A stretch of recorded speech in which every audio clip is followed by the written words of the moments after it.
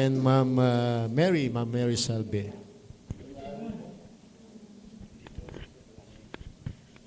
Hello, good evening po. Good evening sa lahat, no? Salamat. Ako po ay si Missionary Arnolfo Pacolio at ang aking may bahay ay si Mary Salvi Pacolio.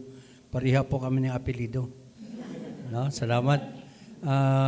Ako po ay naligtas noong 1990. Hindi pa kayo naisilang noon, no? 1990. Late bloomers na po ako. 1990 yun.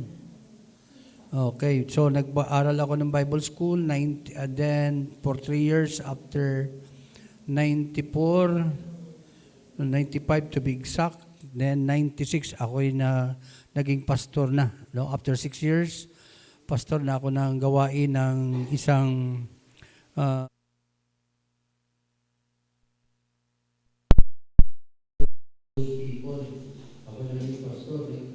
umpisa ako doon ng school. Meron kaming high school na nagawa doon. Isa sa teacher ko ang aking asawa. Kasi ayaw ko mag-asawa noon. Gusto ko binata lang. No?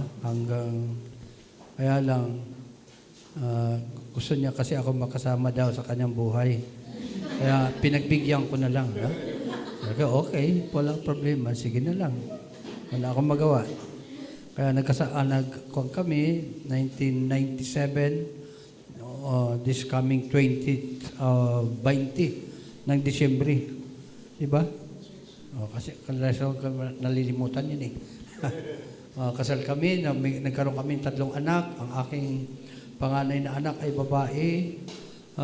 Kasi after 6 years, nag-out ako sa church, iniwan ko sa aking men, iniwan ko.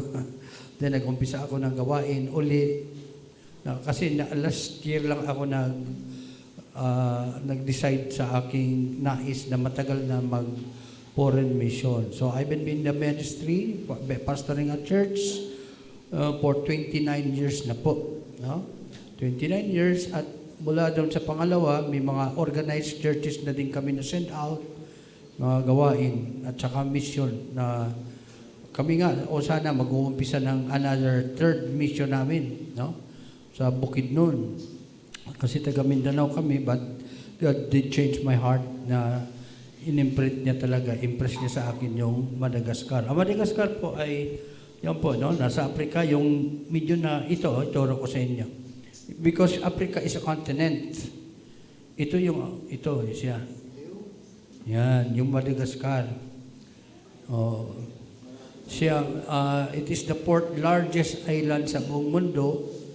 Tayo po ay ang tawag sa atin, mga Ilocano, mga ganyan, mga Hawaiian, tawag sa atin ay Austronesian. Mula po tayo sa Borneo. Kaya tayo, ang history natin. Sila din, migration po yun, no, noon. Sila din ay mula din sa Borneo, kasi yung banda dyan, no, Asia na yan. Kaya pumunta sila dyan. Kaya magkakamukha tayo. Hindi sila mga Aprikano na katulad na nakikita natin na maiitim, ganun. Pag pumunta tayo doon, nakakita tayo, akala natin mga Pilipino. Yung isa nga nila ay usa, ang dalawa ay dua, telo, ipat, ang kanilang puno ay pino, ganun.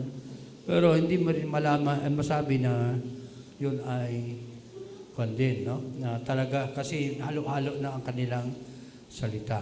Halo-halo. Ano din mga Hawaiian or Hawaii, Austronesian din po sila.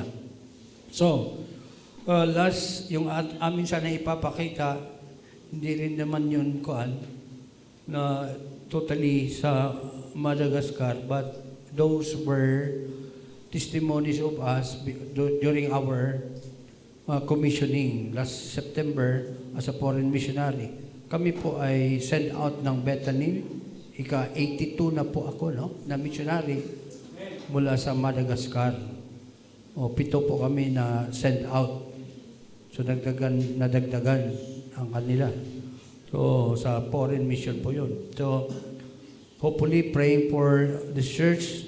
Blessing po kayo na mga church na makikita namin na napupuntahan namin, katulad ni Pastor Joel, no? At ayan, sir, thank you po na kami po ay nabigyan din ng pagkakataon na makapunta dito at maibahagi po yung aming panawagan na after 29 years na doon, wala na kasi kaming baggage actually.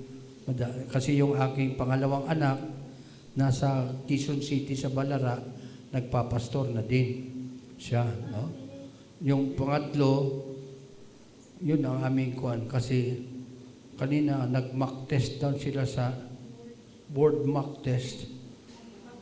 Mock board. Kasi gagraduate na siya ngayon, hindi umabot yung pera. Uli ko, napadala pero uli. No? So, wala kami, sorry na lang. So, tatlo ang aming anak, may tatlo din kami apo.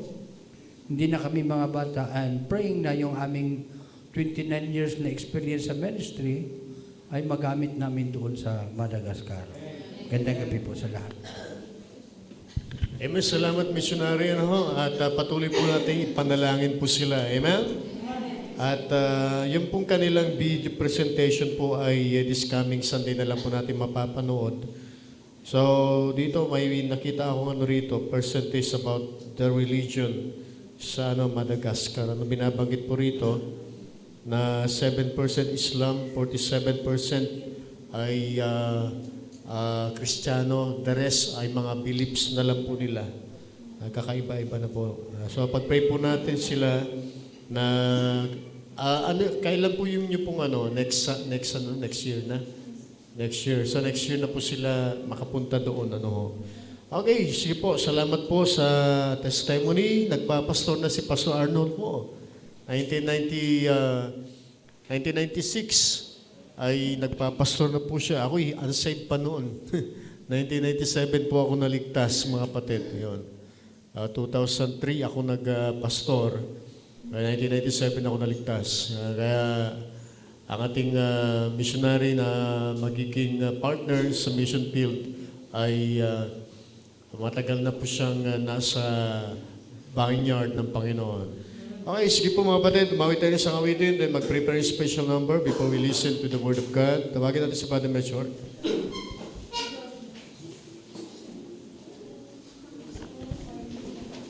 Sige po, tayo po tumayo at tayo po umawit. Page 85. What a friend we have in Jesus.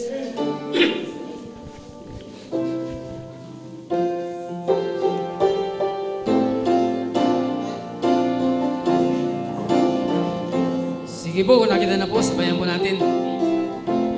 First stanza, say, what a friend we have in Jesus. All our sins and griefs to bear. What a friend we have to carry everything to God in prayer. Oh, what peace we often pour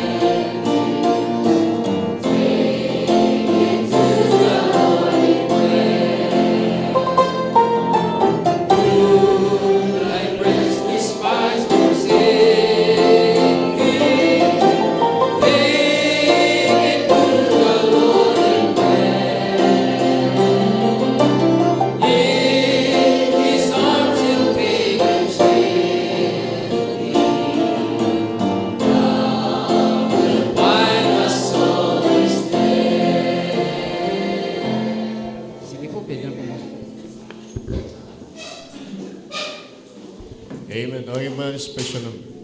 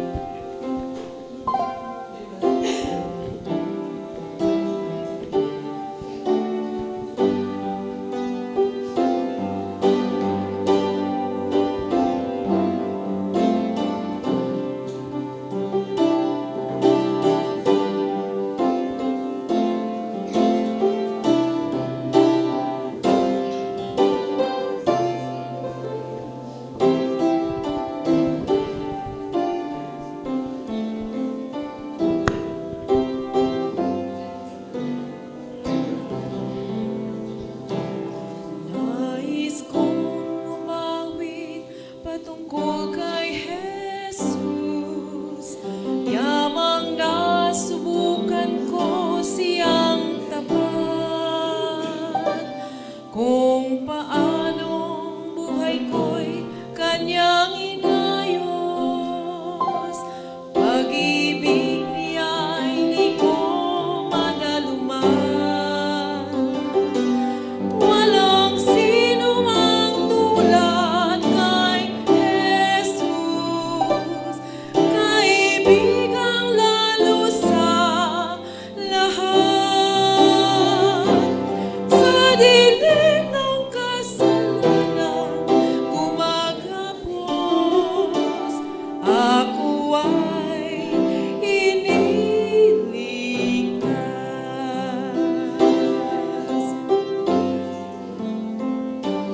Puso't buhay ko'y puno sa dusa't sala, nang ako ay masumpungan ni Jesus. Bisig at kamay niya kaaya-aya, ang mamagayan sa akin at tungkol. Nakakasama ko siya sa araw-araw. Iniisip ko ang kanyang salita. Kung bakit ako nga'y kinawaan, at ang langit ko mapag-unawan. Walang sino mang tulad kay Jesus, kaibigan lalo sa lahat. Sa dilim ng kasalanan gumagapos, ako ay iniligtas.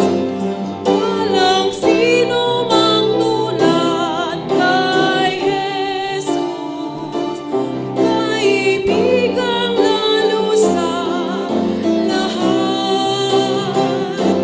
Sa dilim ng kasalanan gumagapos,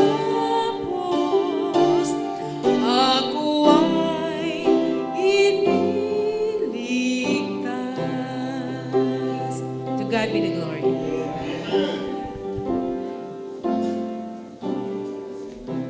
Amen. Huwag na po nating patagilin. Amen. Ang ating visiting missionary will give us an encouraging word ngayong gabi. Tawagin po natin si Missionary Arnoldo Paculio to give us the word of God. Thank you po. No, salamat. Dahil,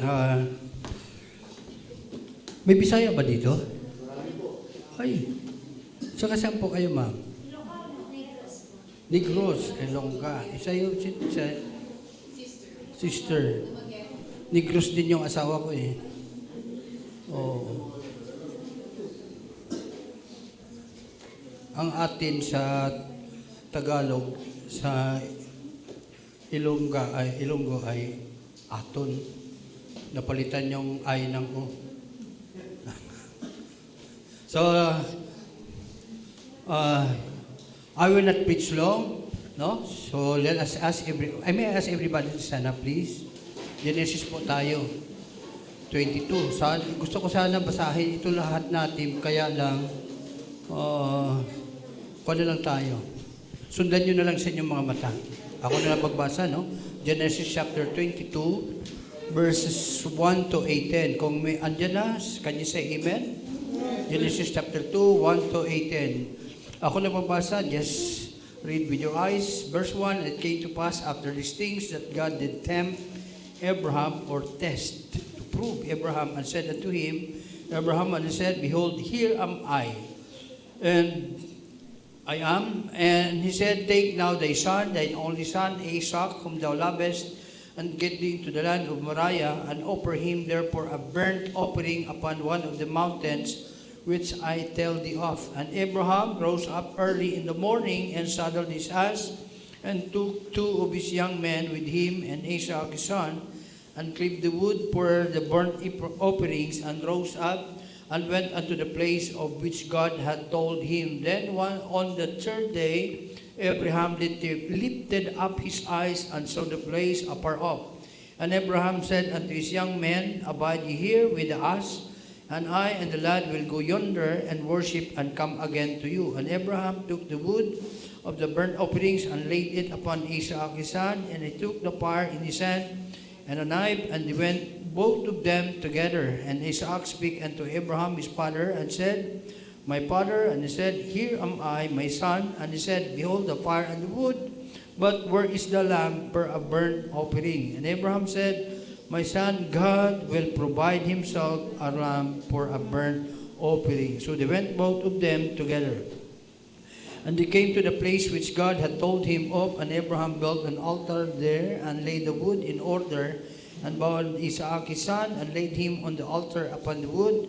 And Abraham stretched forth his hand, and took the knife to slay his son. And the angel of the Lord called unto him out of heaven, and said, Abraham, Abraham. And he said, Here am I. And he said, Lay not thine hand upon the lad, neither do thou anything unto him, for now I know that thou fearest God, seeing thou hast not withheld thy son, thine only son, from me. And Abraham lifted his eyes, and looked, and behold, behind him a ram, and caught him a ticket by his horns. And Abraham went and took the ram, and offered him for a burnt offering in the stead of his son. And Abraham called the name of that place Jehovah-Jireh, as it is said today, In the mount of the Lord it shall be seen. And the angel of the Lord called unto Abraham out of heaven the second time, and said, By myself I have sworn, saith the Lord, for because thou hast done this thing, and hast not withheld thy son, thine only son, that in blessing I will bless thee, and in multiplying I will multiply thy seed as the stars of the heaven, and as the sun which is upon the seashore. And thy seed shall possess the gate of his enemies. Last verse, and in thy seed shall all nations be of the earth be blessed, because thou hast obeyed my voice. Let's bow down our heads and close our eyes. Heavenly Father, as we gather together, thank you, salamat po sa pagkakataong ito. Nawa po, it's my prayer, O Lord, that thou load upon us thy wisdom, thy knowledge, understanding, even the application of it, that we could have wisdom, especially among the young ones, kanilang pag-aaral, sa kanilang po mga miti, the longings and desire to for the future of them, Lord. Thank you for their pastor, Pastor Joel, sa mga kapatiran, o sa buong simbahan po na ito. Salamat sa kanilang pagtanggap sa amin. Dalahan po namin ang lahat. Kayo po ang manguna sa amin, ang banal na Espiritu. At ito'y aking pinapasalamatan, O Diyos. Binabalik sa inyo ang kaluwalhatian sa pangalan ng aming Panginoong Hesus. Amen. Okay, please sit down para madali tayo, no? Let's have the 3 points sa atin dito. Pero let's go back first doon sa ating verse 12. Na may sinabi ang Diyos diyan sa verse 12. And He said, Lay not thine hand, wag thou, upon the lad, neither do thou anything unto him, for now I know that thou favorest God, seeing thou hast not withheld thy son, thine only son, from me.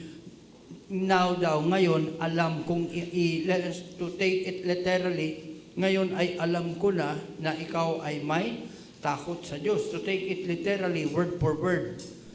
So, ang ating titingnan dito, number 1, the God whom we believe. Ang Diyos na ating pinanampalatayaan. No? Ano ang Diyos? Because ang daming Diyos sa sanlibutan na ito, ang pinakamaraming Diyos na sinasamba ay ang Diyos ng mga Hindu. Thousands ang kanilang Diyos. No? Then even yung mga kapatid niya na papuntang India, doon sila, may mga lugar din na hindi na naniwala, especially among the Europeans, Western part, mga atheista na sila. But among those who believe on the existence of God, tayo din, no? Yung credibility ng Diyos na ating pinaniniwalaan. Kaya number 1 natin, the God whom we believe. Number 2 na ating titingnan, the giving that we offer and sacrifice to God. Giving po. And lastly, yung ating the gospel that we preach. Ano ngayon? Ulit tayo. Kaya mag-exam tayo mamaya. Number 1, the God whom we believe. Sa Tagalog, ang Diyos na ating pinaniniwalaan. Number 2, ano yon? The giving that we offer and sacrifice to God. Giving. Amen? And then, pangatlo, panghuli, the gospel that we preach or proclaim. Dali lang, no? So, titingnan natin ito kasi nakakatuwa. Kasi yung isa na mangangaral na siya lang ang tama na nasa dati, wala na, patay na yon. Itanong mo sabi niya, kayo na itong mga baptist na ito, mga ganun daw, no?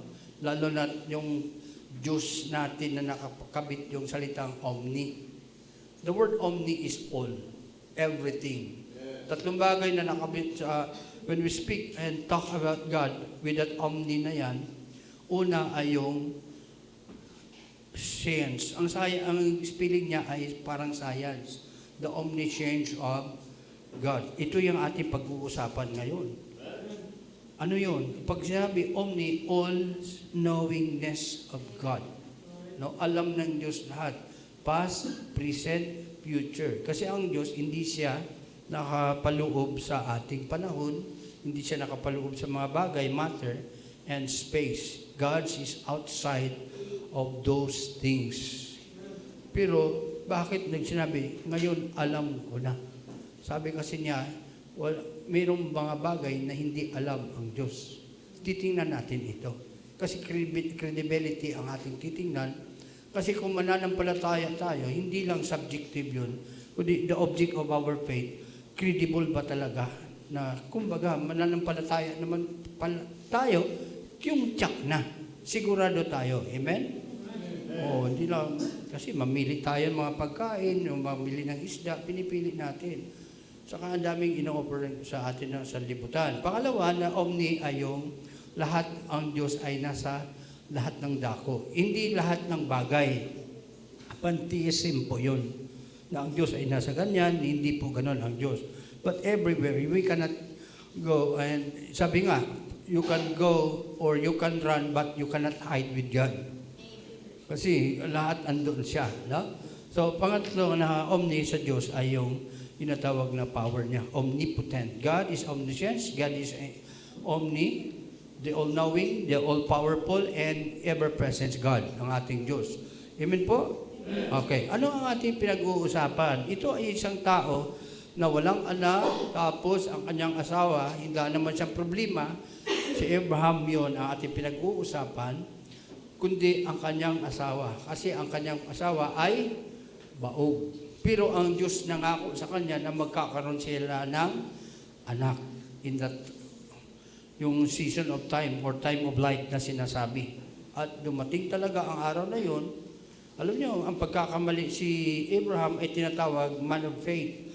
Pero bakit tayo ngayon sa buong mundo, especially the western part, yung mga migration ng mga Muslim, Islam, kasalanan po yun ni Abraham na nakinig siya sa kanyang asawa. No? And I don't have to tell with that. Pero yung anak kasi niya, si Ismael doon sa kanyang katulong. But ang pangako ng Diyos ay kay Isaac.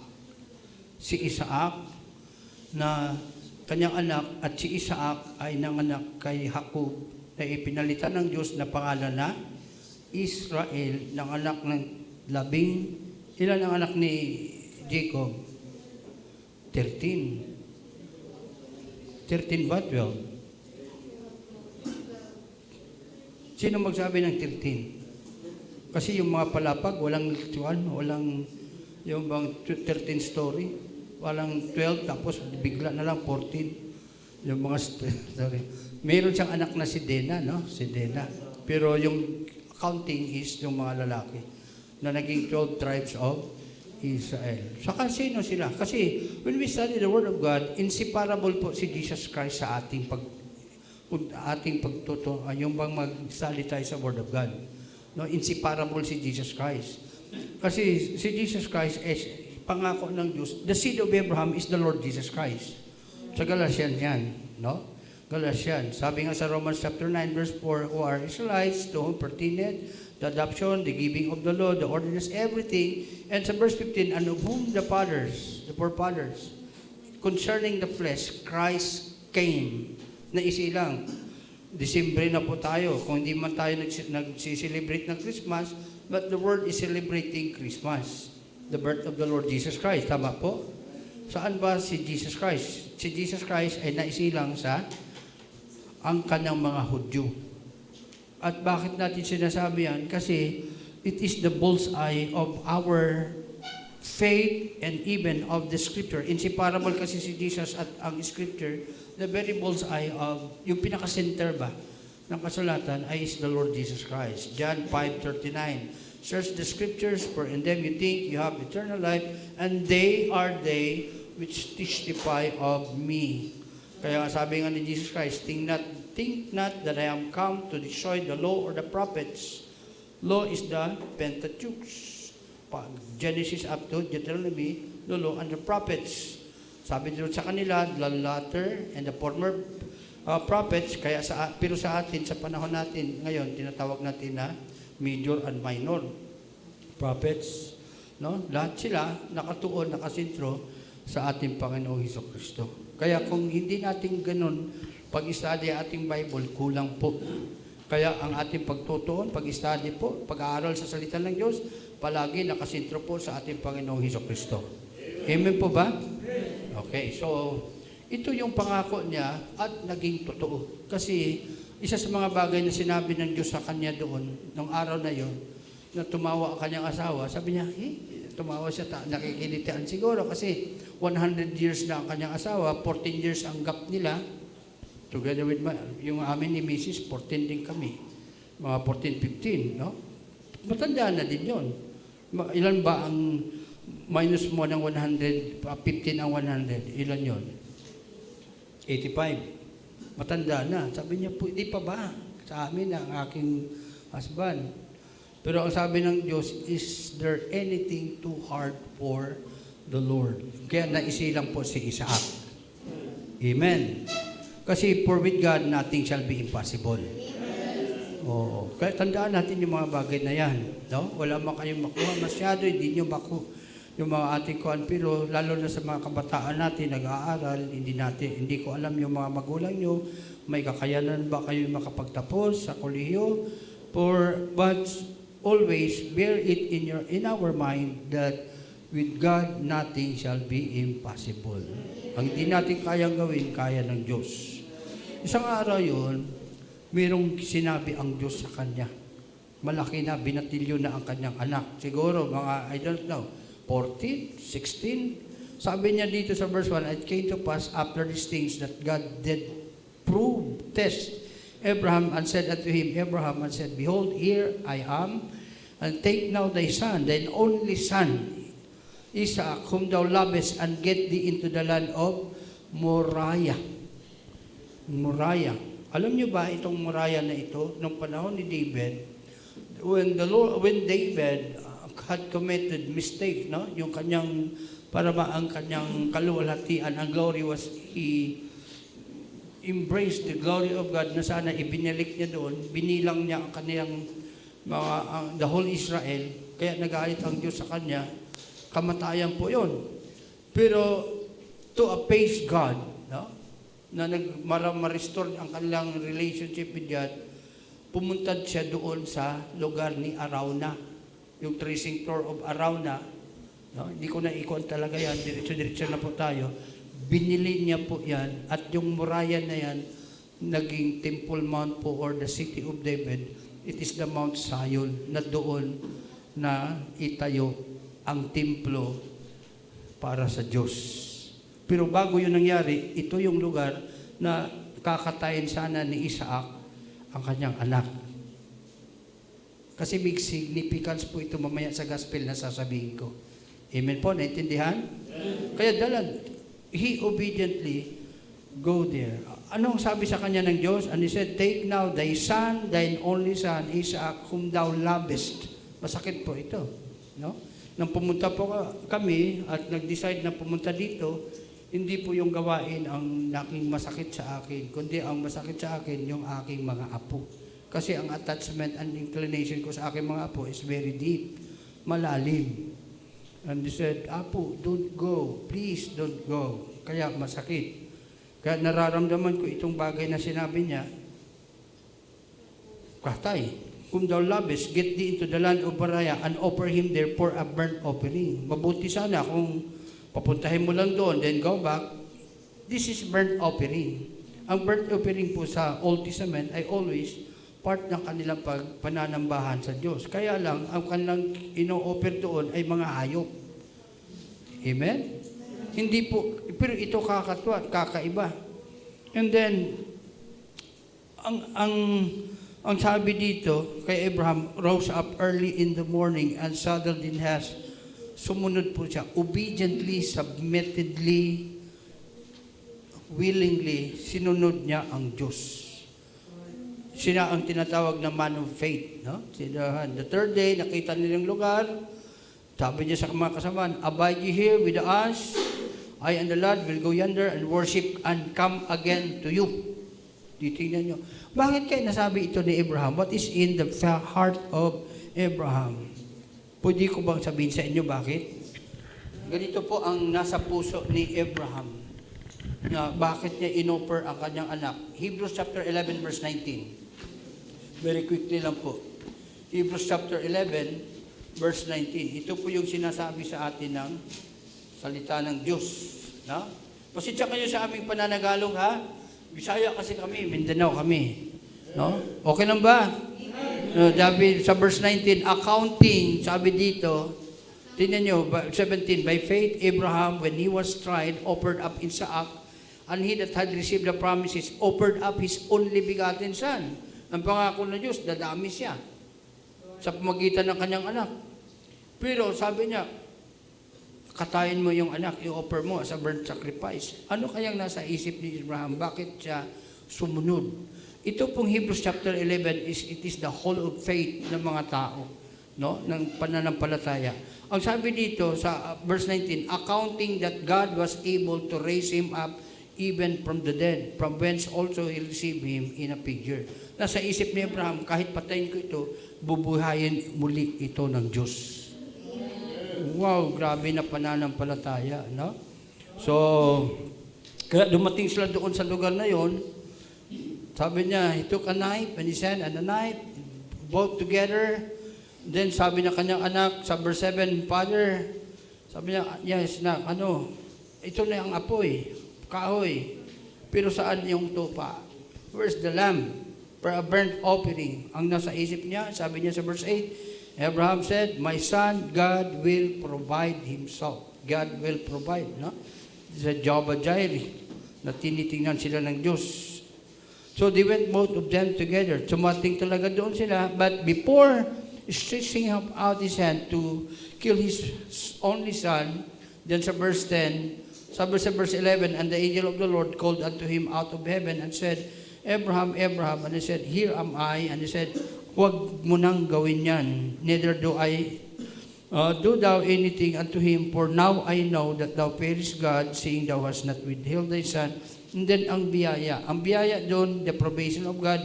Sa verse 13, the substitutionary burnt offering, yung ram na yun, sa verse 13, sabi niya, behind him a ram caught in a thicket by his horn.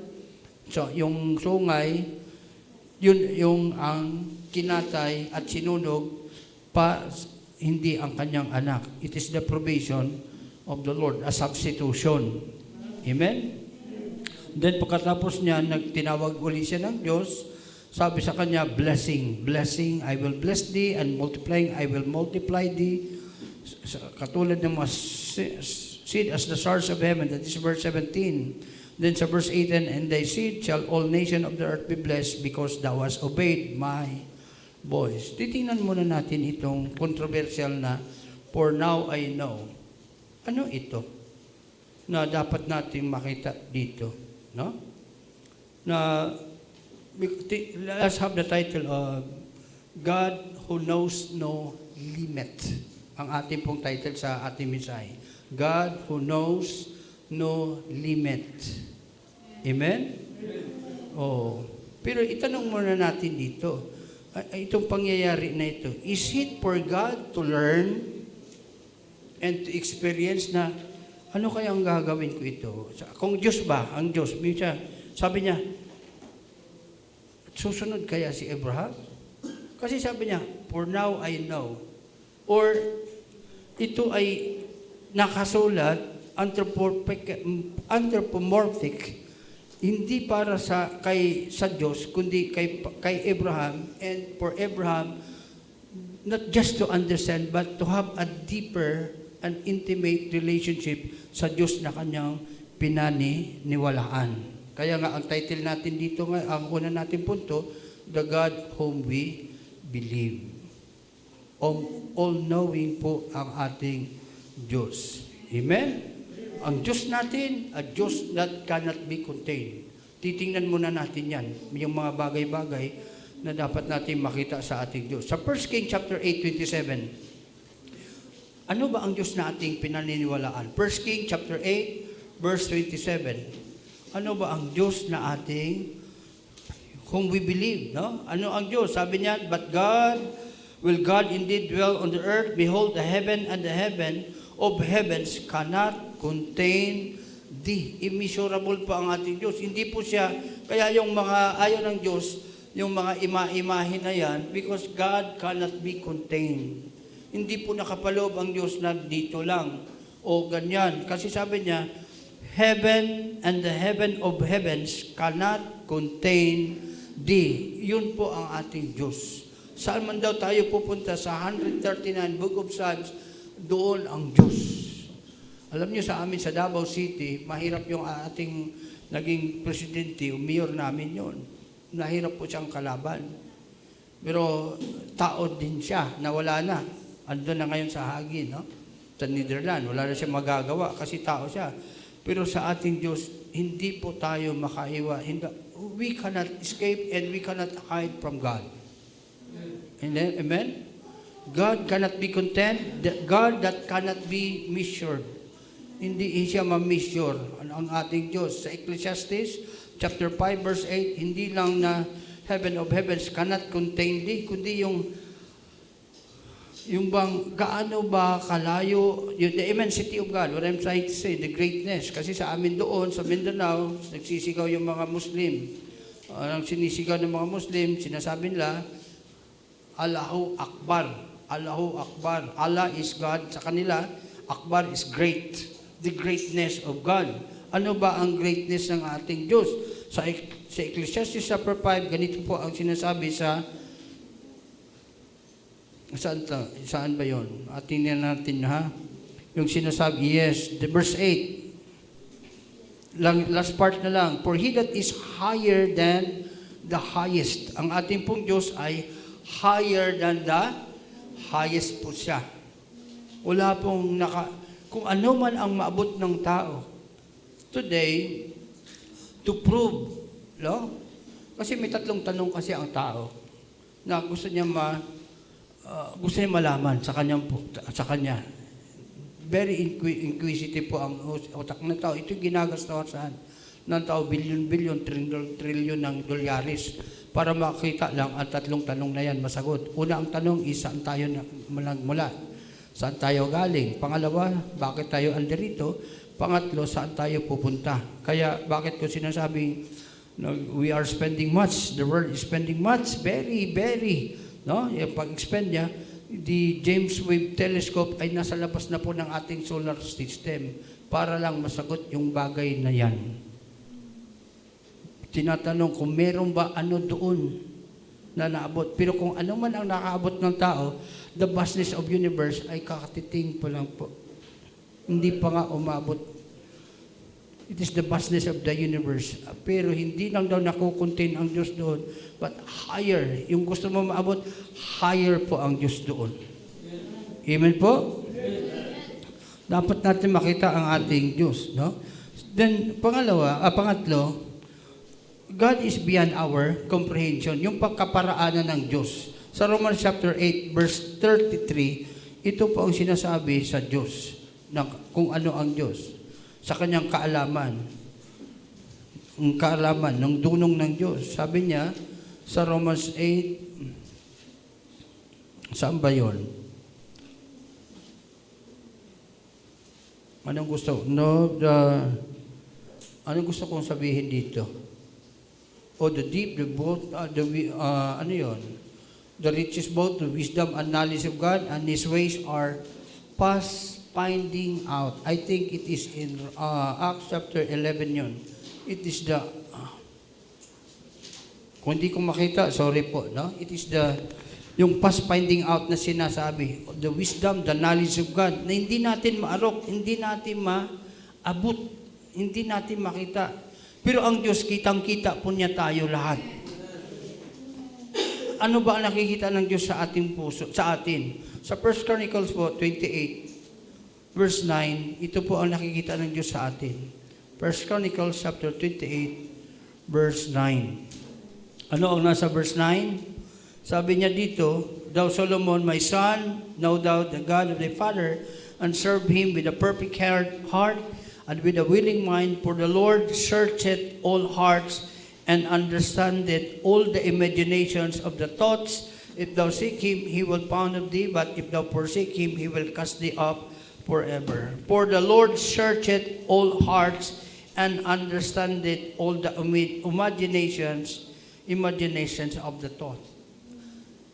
Kaya nga yung sa 139 ng Book of Psalms, hindi pa daw natin naiisip yung bukas ba.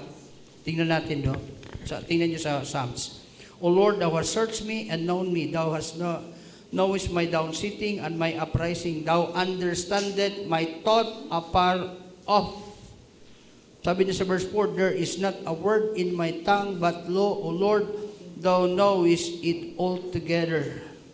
Alam mo lahat, Panginoon. Sabi niya sa verse 7, saan ako pupunta?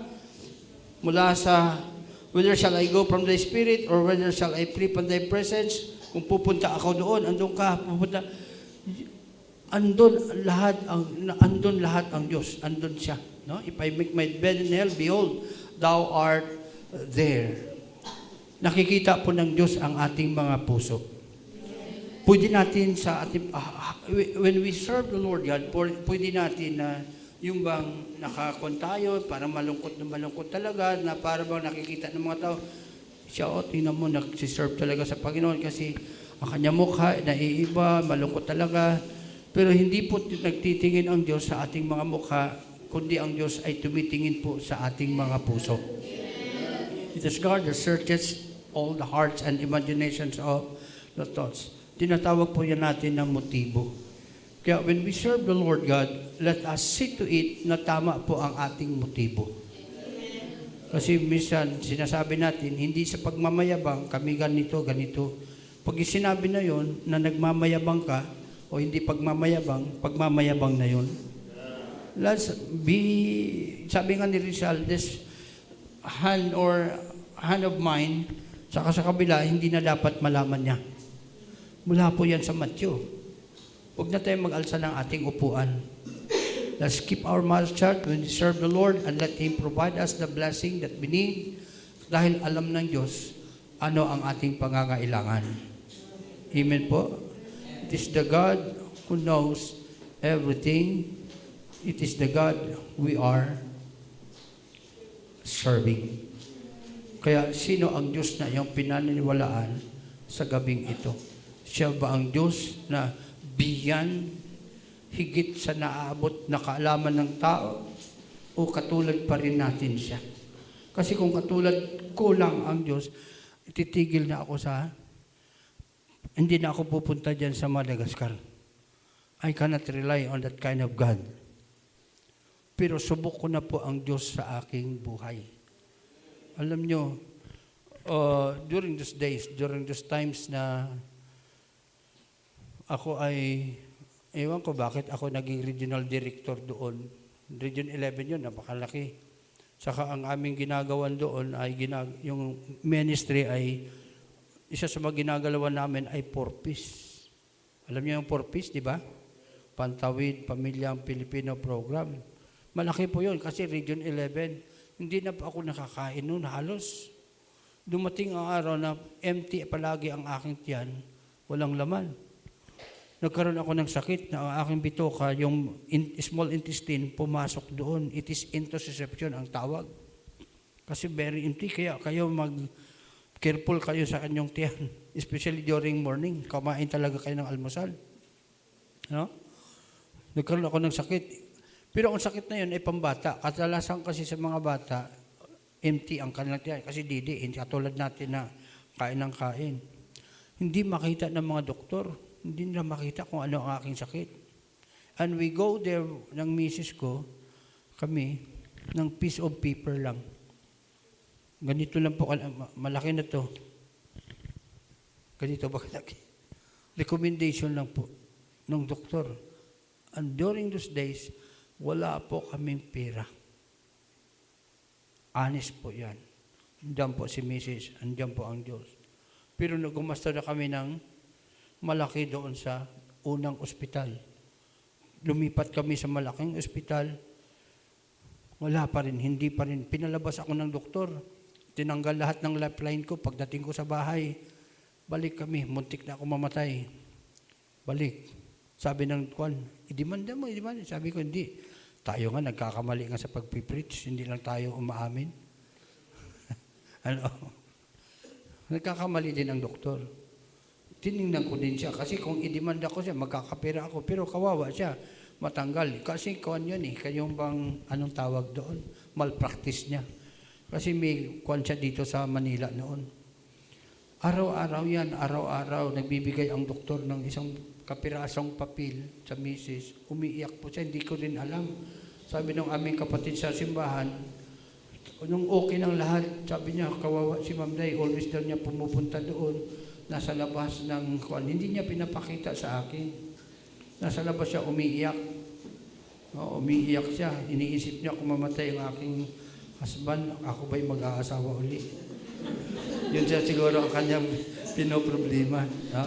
Pero ang problema po talaga doon, halos sa isang araw tatlong bigay na paan.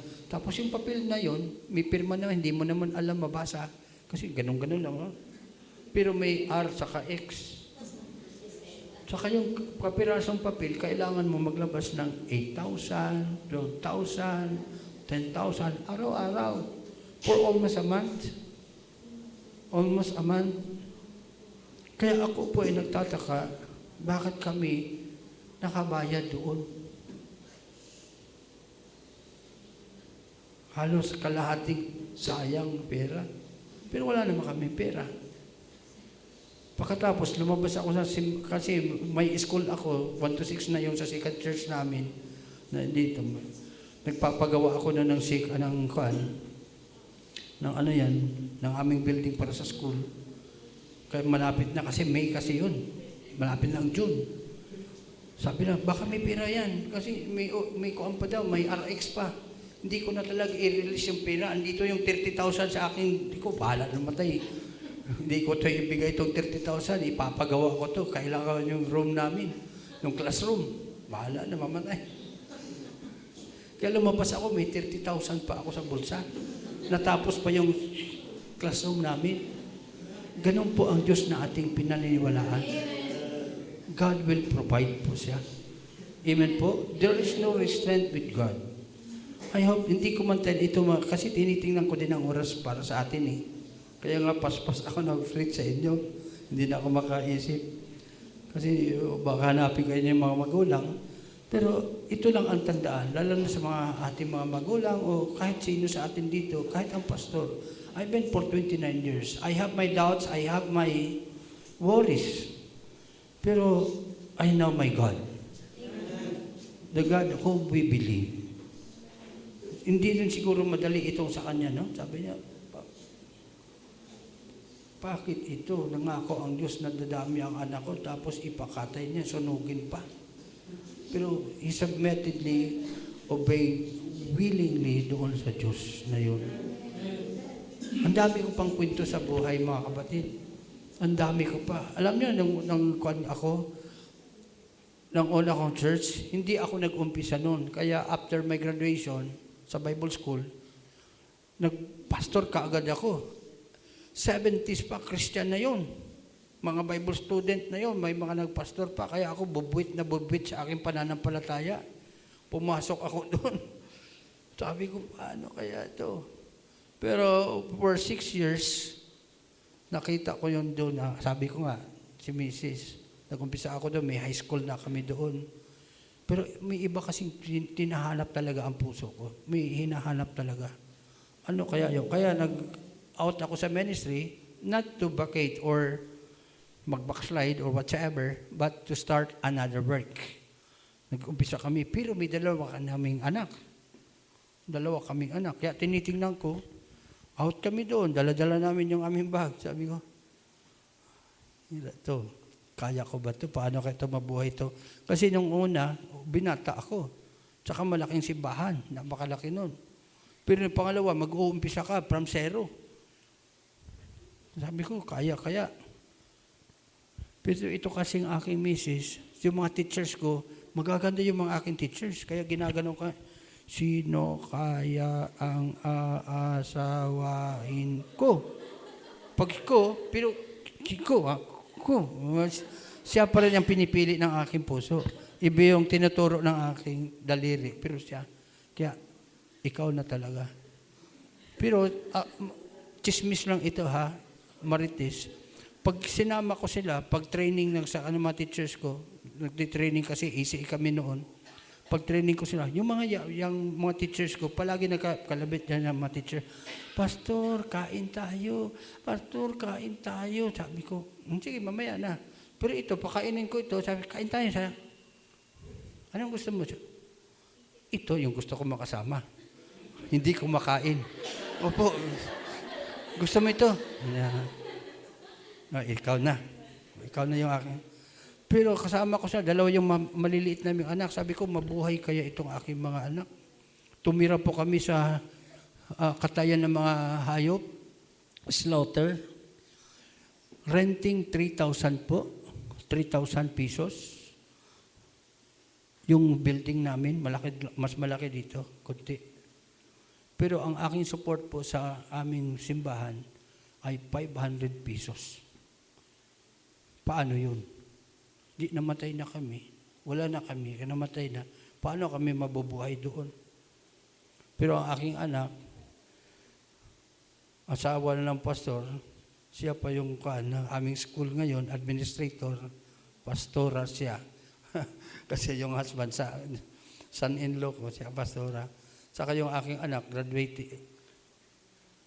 Kaya ng Diyos, hindi natin kayang gawin. We just have to rely on God. No? Noong araw na yun, pinaalis kami doon sa 3,000 na yun, na building, immediate, kasi akala ko hindi na yung mabibili wala na makabili, kami nang bibili noon, mga renter doon. Kasi malalaking mga rooms, Chinese na gumawa noon. Pero binili ng Chinese. Bigla, pinalayas kami. Sabi ko, paano kaya to? Pero sumagi sa aking isipan na may hinuhulugan pala kaming lupa ni Mrs. para sa aking pamilya. 323. square meters. Sabi ko sa kanya, kasi nang pumunta ako sa Davao, wala akong dalang bag. Wala pa ako, graduate lang pa ako ng Bible School, paper bag lang po. 2 pangilalim, 1 pantalon, 2 damit, paper bag. Akala mo kung asang galing, pupunta, mag-mission ako doon sa Davao. Ganun po ang aking dala. Kaya sabi ko, pumunta ako dito, wala. Kaya wala akong mawiwawala. Wala akong kuwan dito. Kaya sabi ko sa kanya, pwede ba ibigay natin sa simbahan ang lupa? Sabi niya, okay. Wala, no problem. Alam niyo, nang binigay ko yung lupa na yon, sabi namin, bigay natin. Pagkagabi, may tumawag sa akin. Tumawag sa akin ay mula sa Belgium. Sabi niya, are you Pastor Arnold Papacuno? Yes, sir. How are you? Sabi niya, I am, sabi niya, Michel de Robert. I am wiring you like this. Napakalaking halaga po nun. Sabi ko, because I have heard that you like that, may problema ka sa lupa, ganyan. Sabi ko, sir, this is a big money and I don't have the capacity to pay it back again. So you need not to pay it back. Just see to it that the young people will not become posting like that, drug addicts. Because of course, that is my ministry. Akala ko ganun kalaki ang halaga noon nung aming pinagawa ng aming lupa dito. Yung aming nagpakakanaba, yung para sa paggawa ng building, ganito pala ang lupa. Ang align, sabi ko, kung itambakan ko ito, maubos ang pera.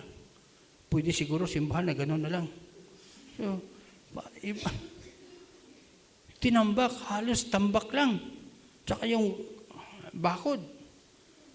Kaya naka-start din kami ng mga, ayan, poste. Sabi ko, paano ito pagpatuloy?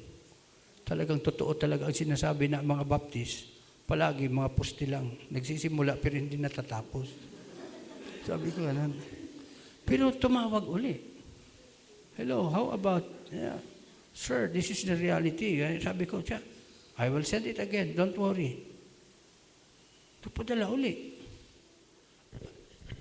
Sa M-lawyer, andito, kapal na, dito, 2. Gumaganon ako pag lumalakad. Ganun lang kasi ako nakahawak ng, yun lang pagkakataon nakahawak ako ng daming pera. Sabi ko, daming pera ito. To cut it short and straight, mga kapatid, natapos po yung building.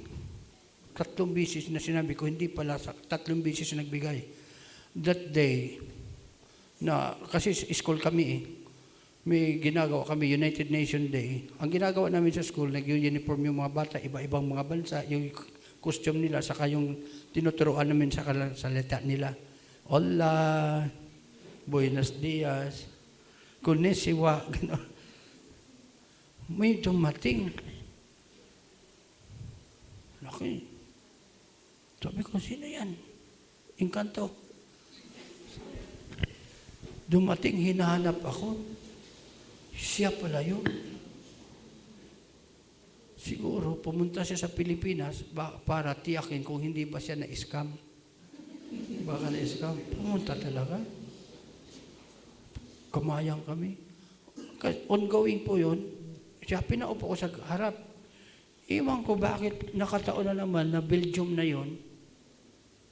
Saka sinabi niya, yung mga shirt ng God na mga praises, saka uniform, umiyak.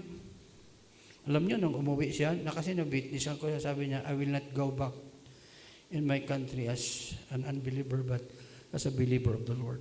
It is the tinanggap niyo po si Jesus. Yung kanyang halos 1 million po, Bible ang kanyang kapalit dala.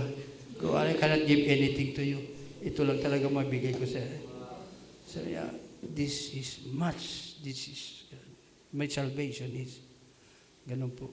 Kapareha kami ng birthday. Alam niyo, may sinabi pa siya sa akin, sabi niya, Mother Arnold, sabi niya, please ask more. Sabi, ask more. Sabi mo, siya ang pinag-aanan niya kasi ay, ganito po, ang pinag-aanan niya. Siya po ay isang orphans na na-adapt. Pagkatapos na na-adapt siya, saka na 18 years old, out ka na eh. Out ka na sa iyong pamilya. Ganon sa kanila, western part. Iba sa atin na nagkakapunan, doon pa rin. No? Sama-sama tayo, strong ties tayo, family ties. Kaya nang namatay yung mga magulang, siya pala yung last will. Sa kanila, bakit nagbigay siya ganon? Kasi automatic na makukuhaan yung malaking bahagi ang kanyang inheritance. But if he will do na magpapadala siya, magtutulong siya through foundational church to other countries, mawawala yun. That is not a coincidence, brethren. That is a provision of the Lord. Amen? Sabi kasi dito, the Lord will provide. Amen po? Okay, pumunta tayo sa number 2. Ano yung number 2 natin? The giving that we offer unto the Lord. Sacrifices natin. Ganito po, bago tayo pumunta sa katapusan. Gusto ko pa magsabi ng marami, kaya lang, time will not allow me. Ganito po. Kung titingnan natin, babalikan natin si Abraham, yung kanyang anak, wala naman yun eh. Kasi nga, matagal na sila nag-aasawa, o nagsama, wala naman silang naging anak. Baog kasi ang kanyang asawa. Kaya provision ng Panginoon yun sa kanila. Amen po? Kaya pero nung araw na yon, sinabi sa kanya ng Diyos, i-offer mo siya sa akin. Hindi siya nag-atubili. Sabi doon sa Hebrews chapter 11, alam sa kanyang puso, God will raise him up again. Nasa kanyang puso. It is the faith of Abraham. What I'm trying to say, kasi i-apply natin. Sabi sa Romans 15:4 kasi, whatsoever things were written aforetime, were written for our learning. Tuturuan ko po kayo ng Bisaya. Kung hindi kayo Bisaya, tuturuan ko po kayo ng Bisaya. Okay lang ba? Okay. Yung wala po sa amin, wala, sa Bisaya ay wa. Sabihin nyo, wa. Lakasan. Yan, wa. Oh, wa. Si Abraham po, wa anak. Wa. So saan yun galing ang kanyang anak na gi-offer niya sa Diyos? Sa Diyos, di ba? Sa Diyos. Punta tayo sa atin. Ano ba ang sa Diyos? God, yung tanong kanina na where did I came from? Where everything came from? Dali lang sagot niyan sa Genesis 1:1 eh. And in the beginning, God created the heaven and the earth. Psalms 50, lahat sa Diyos. Everything is owned by the Lord. Sa Kanya po lahat. Wala po tayo. Wa po tayo. Amen? Wala po tayo. Ngayon, kung wa tayo, anong verse meron yan? Sa 1 Timothy chapter 6 verse 7, sabi doon, For we brought nothing into this world, and it is certain we can carry nothing out. Nothing.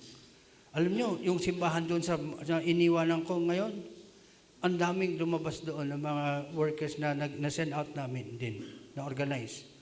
Pero mula yung sa wala, isang buhay na isinuko, naging binhi po ako doon, na kaya nagkaroon ng, to God be the glory. To God be the glory. Hindi po natin niluluwalhati ang ating sarili dito. But what I'm trying to say is, kung galing sa Diyos ang lahat, ano ang nasa atin? Ang sa atin po, wala po tayo. Galing po sa lahat. Huwag po natin sabihin na kung wala ako, wala. Pero ang Diyos na, nagbi-business po kasi ang Diyos. No? Sabi ni Jesus, wish you not that I am in my Father's business. Sa business po ay kapital ang kailangan. Pero pagka kapital, may tubo po yan. Tama po ba? Tubo. Kaya alangan naman na mag-business ka tapos lumitaw yung tubo tapos yung kapital na wala. Hello? Yan. Ngayon, kung galing sa Diyos lang lahat, ano ang naging bahagi natin? At ano ang ating, the situation that we have today? Ang nasa atin po ay pinagkatiwala lang ng Diyos. Stewardship po ang tawag doon. Tama po ba? Hangin mula sa Diyos. Tama? Kung ang isda, kunin mo sa tubig, patay ang isda. Pero sa atin, oxygen, hindi water. May oxygen naman. sa water. Ngayon, kung nag-business ang Diyos, tinitingnan niya. The first seed of God in us is the Lord Jesus Christ. Itinaname niya. Kaya tayo, ngayon, kung wala si Jesus sa atin, we are nothing. John 15:5, tama? Wala tayo. Ngayon, pangalawa, na itinanim sa atin ng Diyos ang kanyang salita. This is the very foundation of our faith. Sa Baptist nga, letter B is, Bible is our final authority. Amen po? Yan. Pangatlo, na binhi ng Diyos sa atin, ay tayo. Binhi po tayo ng Diyos sa sanlibutan. Kung nasa iyo na si Jesus Christ. Hello? Balik po tayo sa bagay na pinagkaloob ng Diyos. Kung business yan, may hati po yan. Hatian. Tama? Ako po ay anak po ako ng magsasaka. Sa amin po doon, sa pagsasaka namin, hindi po namin binibinta lahat. Nag-iiwan po kami para sa aming makain. Ibinta, tapos para may pagpa-school, tapos may, yung makain, konsumo. Pero may iniiwan din kami para binhi. Kasi kung wala kaming iiwan na binhi, mangungutang kami, mas mahal. Tubo na naman. Lalo na mga mahal. Kaya iiwan namin yung binhi. Naintindihan ba? Okay. Binhi, the seed of God in us. Yung binhi ng Diyos, yung bagay na yon, binhi po ng Diyos yun sa atin. Kahit titingnan nyo sa Bible, binhi po yun. Ngayon sa hatian, ganito, ito yung hatian, tubo na po ito. At the total gain, hati na po. Sa amin, 60-40, depende. Depende sa may-ari ng lupa at paano sinasaka. Pero sa Diyos, paano kaya ang hatian ng Diyos? 50, 60-40? Ano kaya sa inyo? Alam nyo, anong kayang alam nyo sa hatian ng Diyos? Sa hatian po ng Diyos ay isa lang po sa Kanya. Ang siyam ay sa inyo na po.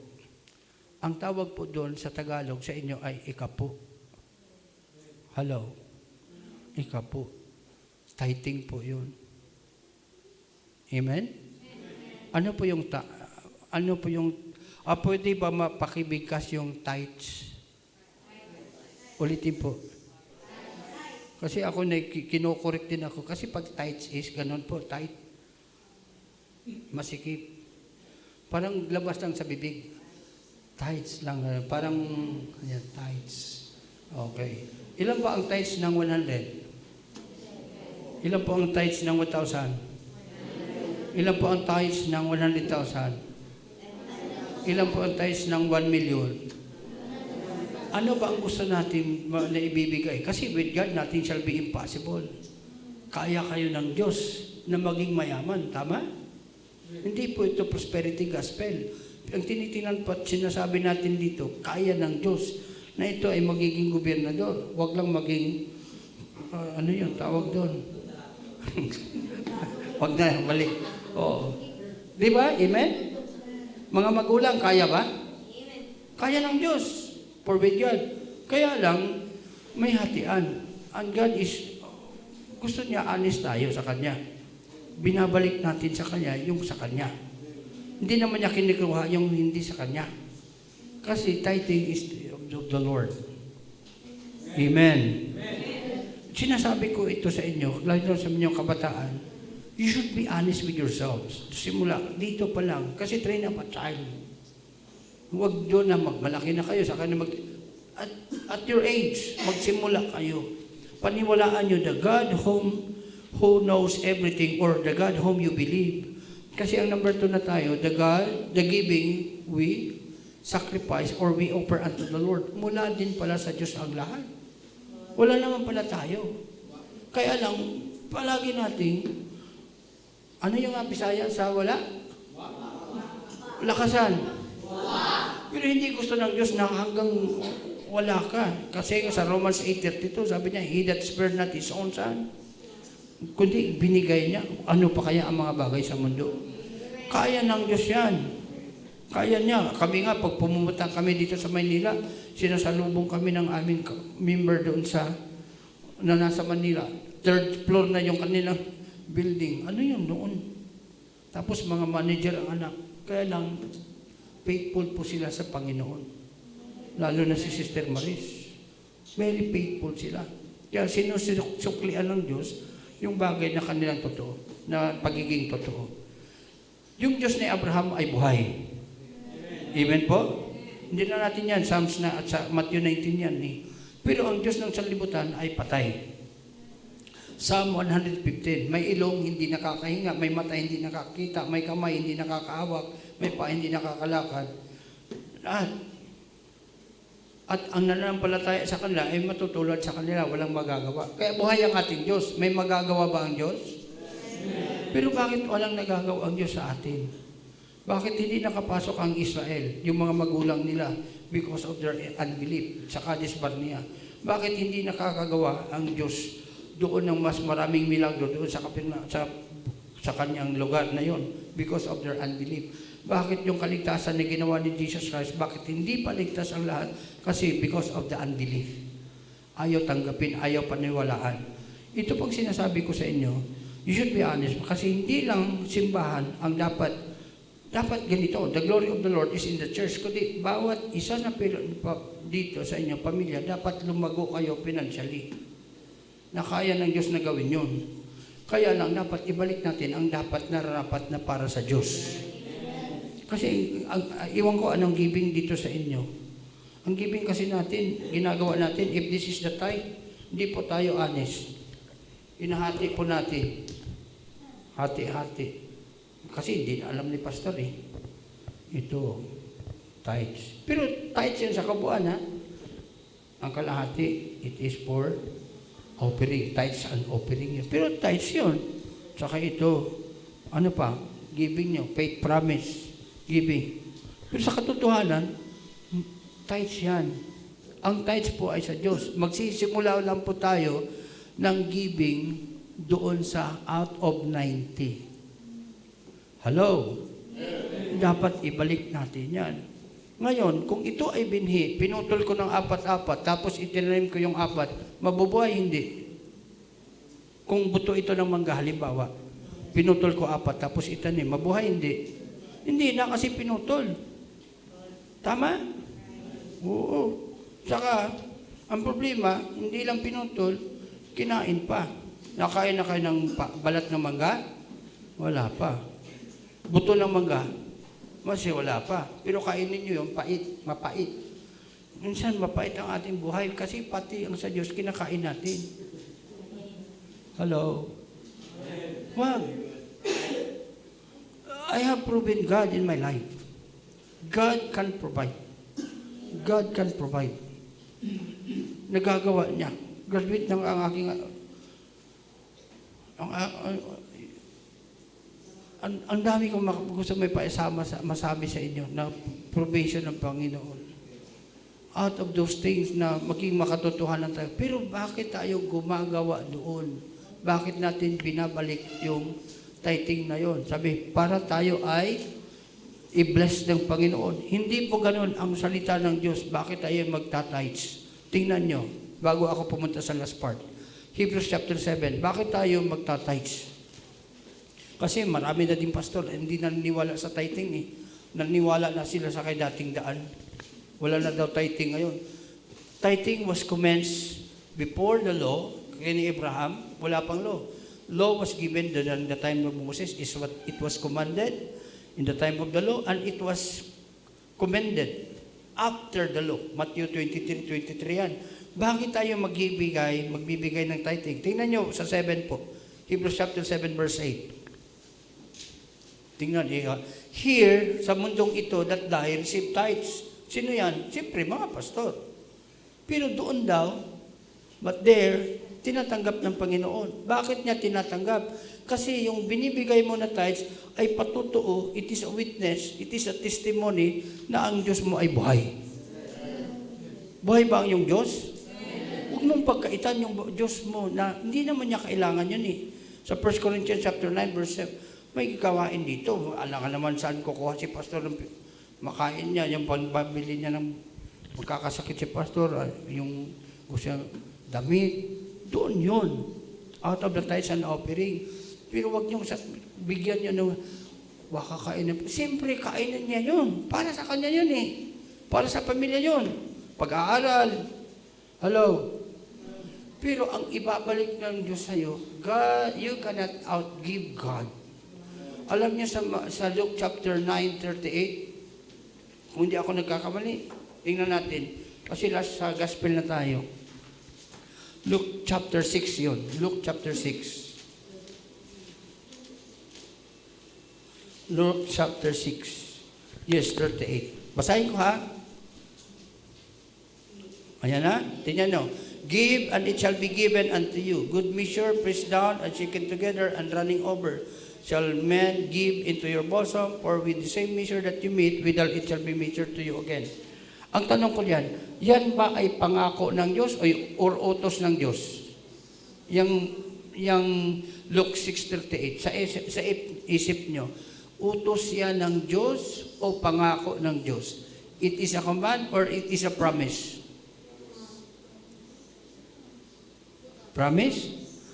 Bilangin muna natin kung ilang words yan mula sa give. Tingnan nyo ha, bilangin ko ha. Give, 1, 2, 3, 4. Tulong kayo magbilang. Umpisa tayo sa give. 1, 2, 3, 4, 5, 6, 7, 8, 9, 10, 11, 12, 13, 14, 15, 16, 17, 18, 19, 20, 21, 22, 23, 24, 25, 26, 27, 28, 9, 30, 31, 32, 33, 34, 35, 36, 7, 38, 39. Ilan? 40. Alam nyo, out of 40 dyan, isa lang ang command. What is that? Yes. And the rest, the 39 is the promise of God. Ano ang promise ng Panginoon? It shall be given unto you. Babalik sa'yo. Pero yung bumalik, good measure, pressed down, shaken together, at running over. May gagamitin ang Diyos. Ginamit ng Diyos yung tao hindi ko kilala.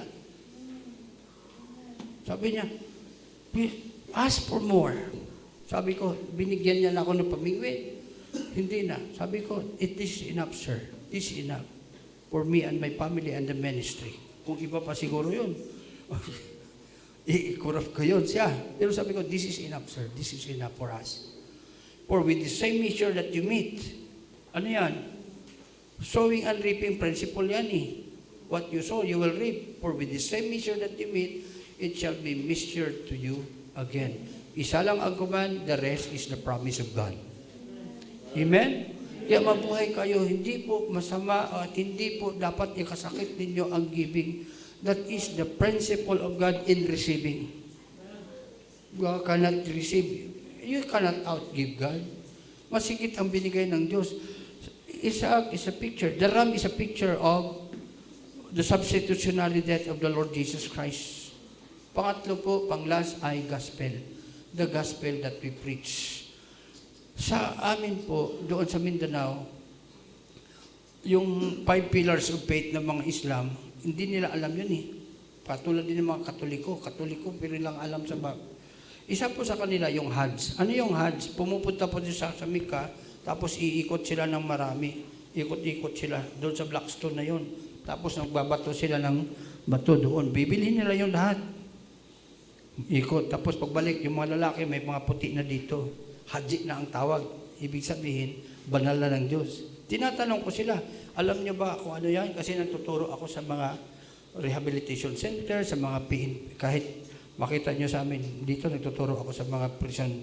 No, I have 100 plus na mga prison na tinuturuan every Monday. May mga Muslim doon. Sabi ko, alam niyo ba kung ano yan? Yung Hajj na yan? Hindi nila alam. Alam niyo ba ang Hajj? Ang Hajj po ay Genesis chapter 22. Sa kanila, sa Bible po, si Isaac. Pero sa kanila po, yung isang anak na yon. No? Sinong pangalan nun? Ismael. Na hinain daw o ihain mo yung nahandog yung anak. Pero bago, everything that was transferred dito sa Bible, inaangkin nila na ganon. Pero sabi ko sa kanila, alam nyo, ano ang kwan yan? Ano ang kahulugan yan? The meaning of it? Si Abraham po is a picture of God. Again, Abraham is a picture of God. Isaac is the picture of us. Makasalanan. Ano ang kabayan ng kasalanan? Dapat mamamatay tayo. Pero that ram that was being turned, or yung trap in a ticket, is a picture of the Lord Jesus Christ. The Lamb of God who taketh away the sins of the world. Substitutionary death po yun. Na para kay Isaac o para sa atin, may isa po na binigay ang Panginoon sa atin. Yun yung hindi nila alam na sinasabi ko doon sa mga rehabilitation center. Gumaganon ang mga Islam. Ang dami mga Islam na tumatanggap. Kahit nga si Abdul Malik, Maranao yun. Naging bahagi ng gawain doon. Tumanggap siya sa Panginoon. Kailangan lang maipaliwanag. Dapat natin makita, maipaliwanag sa atin ang kahalaga ng gospel sa atin. Ito lang po ang yun lang po ang paraan na maliligtas ang ating mga mahal sa buhay. Yung mga nasa labas. Bakit po ako nagtuturo sa rehab? Bakit po ako nagtuturo sa mga prisuhan na yan palagi kahit dito na ako? Kasi si Mrs. alam niya ang buhay ko.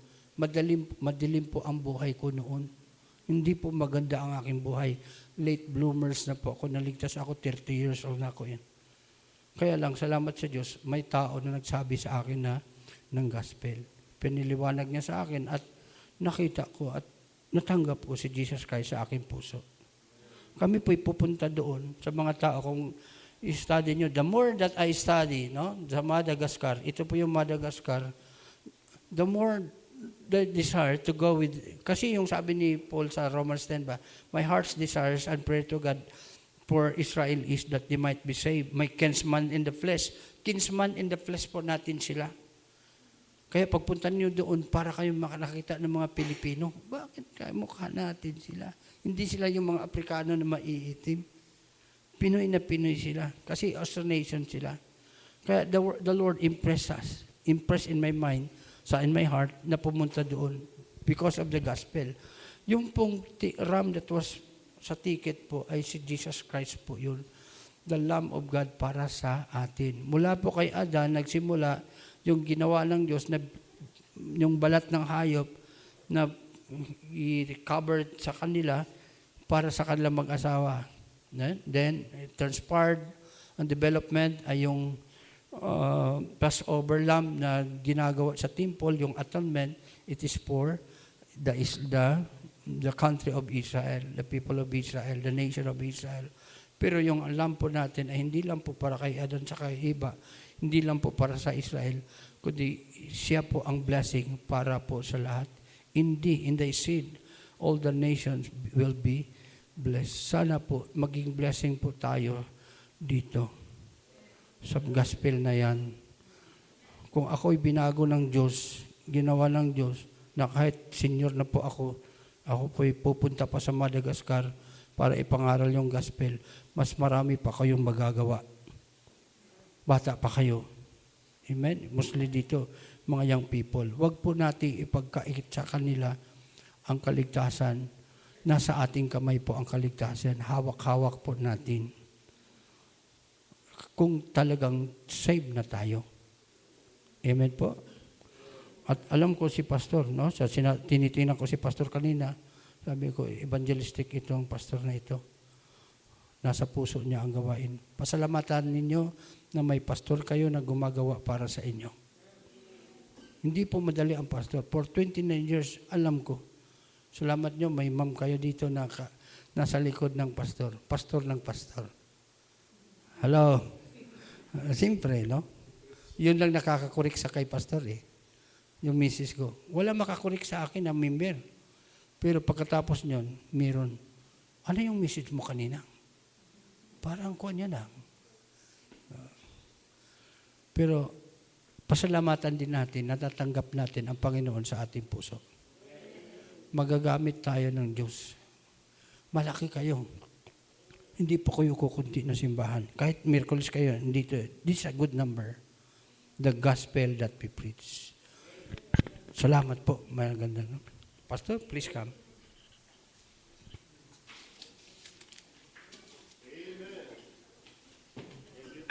Missionary, God bless you. Amen. Salamat po sa mensahe. At nakakatuwa po yung pagkilos ng Panginoon. No? Isipin mo, may biglang taong magpo-provide ng pangailangan. Yan yung sikreto dun eh. Okay, naniniwala, faithful is He who calleth you and who also will do it. Kaya pag tinawag ka ng Panginoon, bahalang Diyos dyan. Amen?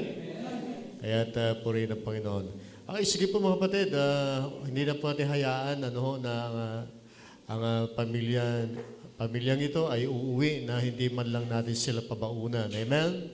Kaya mag-offering po tayo ngayong gabi at ipadala na rin natin sa kanila para po mayroon po silang pangpamasahe. And we will include them in our prayers and of course in our partners sa field. Tayo po tumayong lahat mga kapatid at manalangin po tayo para sa ating offering. Let us bow our head, let us close our eyes, and laging manalangin mga kapatid. Our precious Lord and Heavenly Father, we thank you for allowing us, O God, to be visited by your man that you called him, O Lord, in that place called Madagascar. Lord, we don't really know this place, but we know that there are souls there who are ready to receive the gospel. I pray, dear Father, that you use them mightily in that place. Missionary Arnolfo and Ma'am Mary Salvi, that you will be with them, O God. Though we heard from their testimonies that they were pastoring a church in Davao for many years, but right now, pinagkatiwala po sa kanya pong manugang ang gawain doon dahil meron po siyang panawagan sa ibang bansa. Panginoon, alam po namin na wala pong makapag-oppose sa panawagang ito, Panginoon. It is you who called, and we glorify you for this, O Lord. Lord, to this simple giving that we will give tonight, the offering, I pray that it would give, O Lord, a little help for this couple, Lord. Kanila pong pag-uwi sa Makati. At dalayan niyo po, Panginoon, namin na marami pang mga churches ang mag-partner sa kanila, Panginoon. Bless the giver, Lord. As we believe in your word, we just give. And those 39 words, those promises, and that verse, Lord, will be with us. Bless everyone who give in Jesus' name. Amen.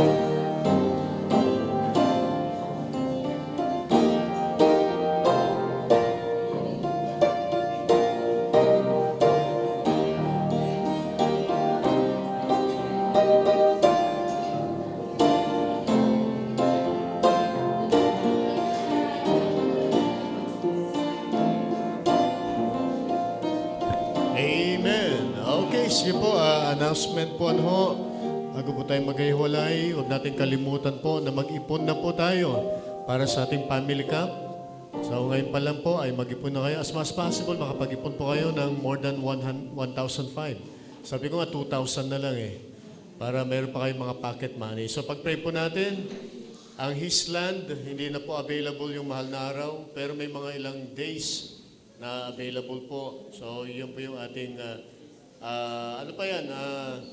Tawag dito? Tentative pa lang po yan. Pero pag-pray po natin na maging pagpapala po yung lugar na yon. So, ipollow po namin, Ma'am Giselle, tatawagan po namin this week para po i-confirm yung bagay na yon. At binanggit po rin kay Brother Age, malapit kasi sila doon eh. So pwede po nilang daanan ni Sister Sheila yung lugar na yun. So pag-pray po natin yan, then of course, yung Thanksgiving Day po natin, nabanggit ko na kanina. So this month of December, panalayin po natin. At lalong-lalo po yung ating magiging commitment para sa first fruit po natin. Ano ho? At this coming Saturday, don't forget our visitation. At puntahan po natin yung mga bata, binanggit kanina ni Maymay na medyo nag-lesson. O pag-pray po natin na yung mga tuloy-tuloy na nag-attend ay madagdagan pa sila. And of course, yung mga Bible studies, mga bagong prospect ng mga Bible study, ano, yung magulang ni Mike sa ni Rachel na nagsimba nung Sunday, hopefully na madalaw natin this Saturday para makilala po natin yung kanilang mga kamag-anak din. And hopefully that God would allow us to have or conduct a Bible study in their place. Panalain po natin yan mga kapatid. At yun lamang po ang ating mga announcement. At magkita-kita po tayo this coming Saturday. Tayo pong lahat ay tumayo mga kapatid. At tayo po yes, meron pa bang ibang